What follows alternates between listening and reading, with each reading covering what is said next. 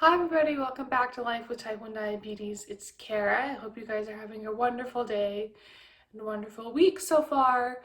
I know it's been a bit since I've been on here, but it sort of was one of those continuous crazy times at work that I was just having a difficult time trying to find the time to film and edit and put everything up. So unfortunately, between the last video that I posted and this video, it's been a little bit, like 6 weeks or so, and it wasn't necessarily one of those things where I wanted to do it. It just sort of organically happened, and here we are. For those of you who don't know, this channel is all about living with type 1 diabetes, and in the adult phase of life, I myself got diagnosed with diabetes at 21, and so I wanted to start a community and make a channel and kind of share life experiences that I've had in living with diabetes. And so that's just kind of where I've been at and kind of where this channel's started to go. And so if you like this kind of content, please feel free to give it a thumbs up and hit that subscribe button down below and put the bells on for notifications.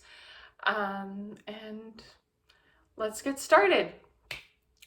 So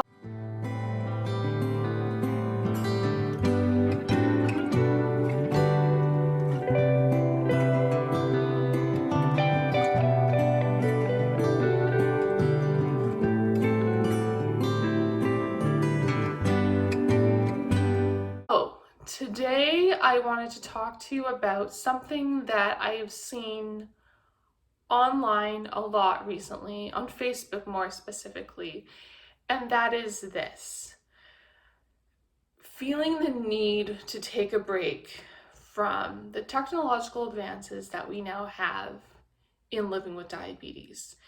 And I saw a number of different posts from different people saying that they're tired of living with their Dexcom, it's inaccurate, and they're just tired of living with their phone attached to their hips all the time.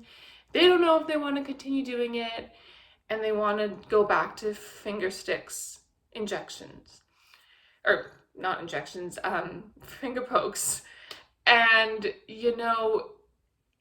all the power to you. If you feel that that's what you want to do, that's fantastic. I will say though, for me personally, while it is annoying to have things with you all the time and always remembering to take your phone with you and to make sure you have all your supplies that you need and your Dex tabs and this and that and whatever, it's also been really, really convenient for me. So in my position, I got the Dexcom only a couple years ago. Prior to that, I'd had the Flash Glucose Monitor Freestyle Libre, the first one, which you just flashed your cell phone against the device on your arm or wherever you placed it, and then you got some information, but it was not ongoing. And for me, having had the Dexcom has its pros and cons. The pros have been that it's ongoing information and that I'm not waking up at 2 a.m. or 3 a.m. or whatever time, shaking and sweating because my blood sugars are so low.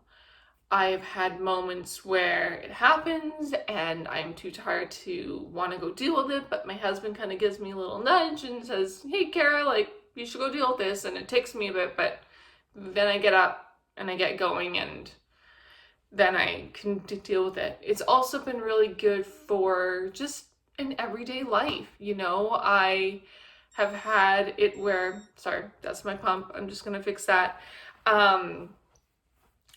where, I'm at work and all of a sudden it's happening and I get to deal with that, or I can catch a low before it happens too much. Sorry, I'm just gonna give myself some insulin here.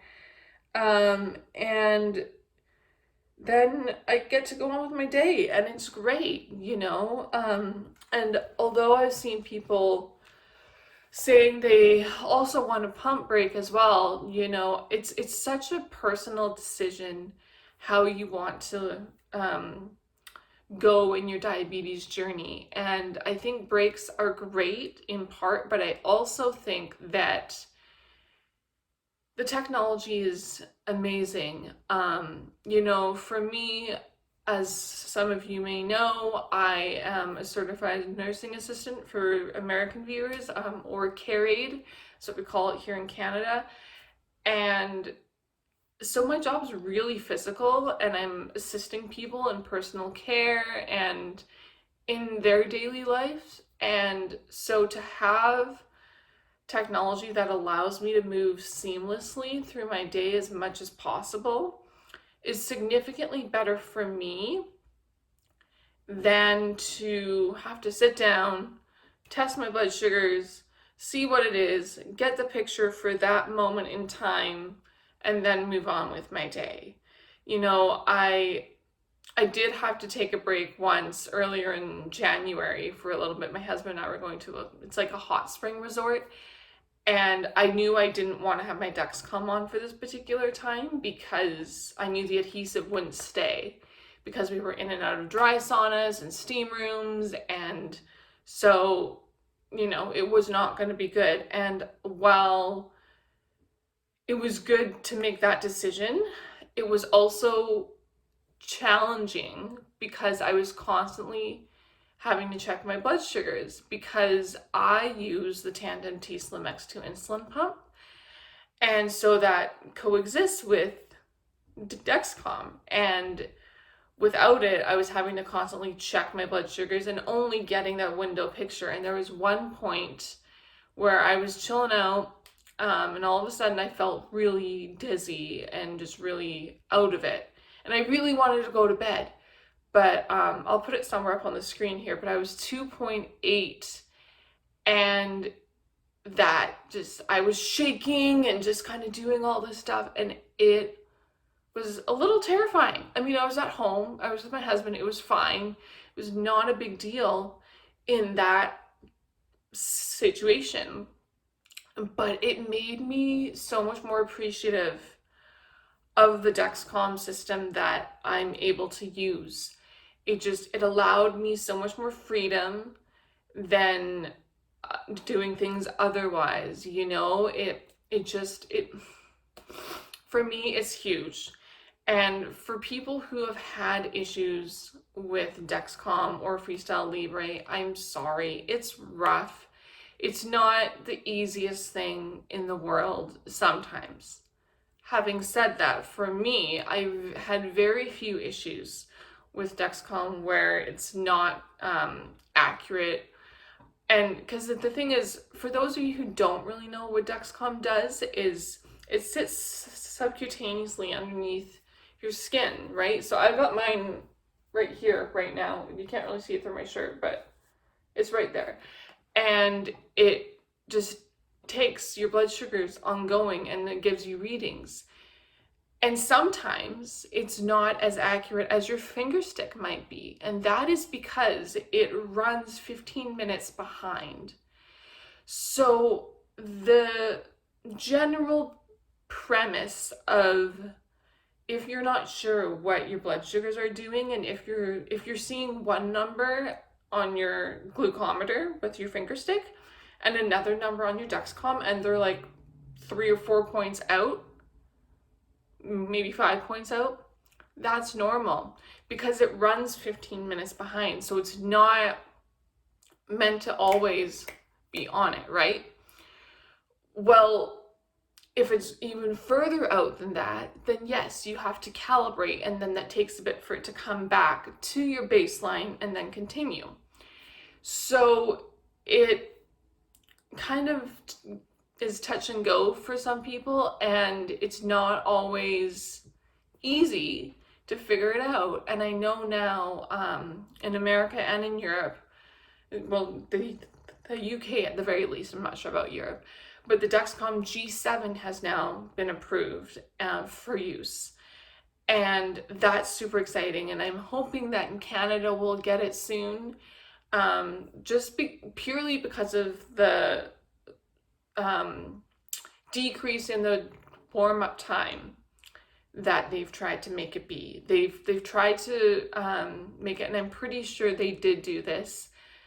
Please correct me in the comments if I'm wrong, but I'm fairly certain that they shortened the time from 2-hour warm-up to a half-hour warm-up, which is unbelievable. I am so excited for that, and I really hope that Health Canada will approve it and that our insurance companies will approve it so that we can switch from the G6 to the G7, because Lord, during those 2 hours, it can be a little bit annoying. I can tell you that much. I've been the person that stayed awake for 2 hours when I've changed my Dexcom at 10 p.m. and gone to bed at 12 so that like I can monitor my blood sugars and do all the stuff. And you know, people tend to forget that diabetes can be absolutely exhausting. This is not just, oh, let me check my blood sugars and, let me take this insulin and, here I go and off to the races. No, it's so much more than that. And now, especially, people are becoming more and more aware that diabetes is an all-encompassing illness. And what I mean by that is this. It is a mental battle as much as it's a physical battle. And a lot of people don't always keep that in mind when they're thinking about diabetes because you can't see what's going on in the person. You don't know exactly where they're at, if they're high or if they're low, or if, they're completely off for some other reason or another. But then also you don't know the emotional toll that that person has walked through, or the fact that they just really struggled and couldn't figure something out, and I find it really hard within the diabetes conversation for people to be a bit like, I'm gonna push this off because like them talking to someone living with diabetes, because they don't really know what the heck's happening. And technology has been amazing. At least for me, I really enjoyed doing that. When I first was diagnosed, I started MDI, so multiple daily injections. And I did that for a couple years. And then as soon as I understood that I could apply for an insulin pump through my province in Canada, I was able to do that, and I was accepted, and I got it, and it was a complete game changer because it gave me the freedom to do more things. And I think for me, I'm talking about technology in this way today because I've just seen so many comments from different people on different groups and different spaces about the burden of technology. And I get that. I get that there's a big burden that we feel because we're either attached to our cell phones or attached to our receivers, or, if you wear a tube pump like I do, you're attached to a device 24/7 and there's nothing you can do to change that. But in the long run for me, in my health journey, I feel that it is the best way for me to do things. And it's because of that that I get to do other things that I maybe otherwise wouldn't have, or I would be unaware of my blood sugars dropping super low or something of that nature happening. But with the Dexcom, I get to know. And sometimes it is overwhelming and sometimes it is too much, and all you want to do is put your phone down, turn it off, and walk away. But I can tell you from experience that it is actually worth having. And although many of us do crave this disassociation or distance from technology because it's around us everywhere we look, and I think at this point we're not really going to get away from it that much anymore, it does help save lives. And it's one of those things for me that it's like, I'm so thankful that we have this opportunity now rather, than not being able to have it, because it allows people to do so much more than what, we previously could, like 20 years ago, for instance. Even then, like, pump technology was starting to be a thing and Dexcom was coming out at that time. But it just, for me, I don't know, I can't speak enough to the fact that for me personally, technology in diabetes has been a huge game changer in my life. And, I really wish those individuals who are choosing to take a break from their technology all the best, and that, they thrive and they can do well and they rehash whatever it is they need to rehash and then maybe come back to it eventually. But for me, I know that the technology changes that are happening within the diabetes world, as much as sometimes I don't like it, I also love it at the same time. It's one of those love-hate relationships that you have. And speaking of that, with the G7 just having come out in America and the UK for sure, and maybe Europe, I'm hoping that Tandem will be able to incorporate that soon for Health Canada to approve it and come to Canada so that we can start using some of those other apps that have it. I mean, it's not just within the G7. G7 has its own thing, but even with the additional things that Tandem has, I'm really excited for that. Kind of in the same way that I'm super excited for the Omnipod users, that in America and again in the UK, I believe, already have access to Dexcom integration with the Omnipod 5, or what they were calling Omnipod Dash, and allowing them to have that integration now rather than having both Dexcom and finger sticks and trying to like make your insulin work within those systems. So that's super, super exciting. And so again, I hope Health Canada will come along with that to us so that everyone can take advantage of this closed loop system, because closed looping, like with Omnipod Dash and the Dexcom and Tandem t:slim X2 insulin pump and Dexcom, is the most effective way to get the most information you need to survive in your diabetes. And without that, it's extremely difficult. It can be done. It absolutely can be done. And I don't have any judgment towards people who choose to do it that way. But for me personally, I just know that the information that I get is so much more effective for me having it than not having it. I love those moments in my life when I do get to be off the grid and still have access to my blood sugars through the Bluetooth portion of the Dexcom on my phone.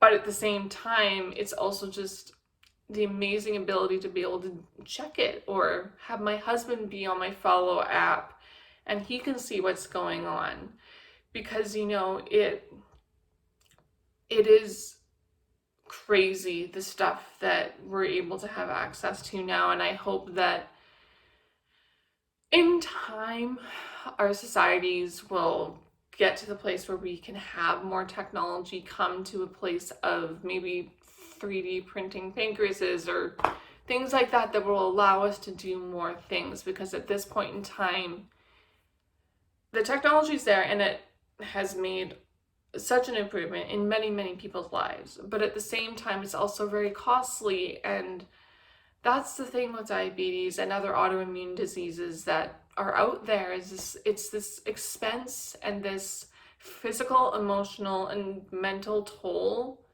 that we have to learn how to deal with. And for me, as an adult living with diabetes, it was always one of those really tough positions to be in, because I knew a different way of life. Prior to the age of 21, I could sit down and have a conversation with someone, and we could go for a meal or a glass of wine or have a shot or something, and I wouldn't have to think about anything. But then all of a sudden, within diabetes, I now had to think about the carb count, or try to calculate the carbs for whatever meal I was taking in, for the carbs for the drinks that I was consuming, and adjusting to doing all of that prior to eating or drinking. And that is a very difficult place to go, and especially for adults, I find it's a big adjustment because you had it one way for so many years, and then all of a sudden you don't. And so now you're having to try to reinvent everything and try to figure out what that looks like for you. And it's different for everybody. And so I think in closing today, I just wanted to encourage everyone to talk to your team if you feel like you need a break from your technologies that you've been using for a long time, or if you want to switch altogether back to multiple daily injections and finger sticks. That's totally good, absolutely good. But I also just want to encourage you that if you can, keep up with your technologies to do so, because it saves lives, it helps people in the long run, it makes a big difference to how we do things. And I'm just so grateful for the technology that we have. So I'm going to end today's video here. If you guys liked this content, please feel free to give this video a thumbs up. And like I said in the beginning, feel free to subscribe if you haven't already. I hope you're having a great day, and I will see you all soon. Bye.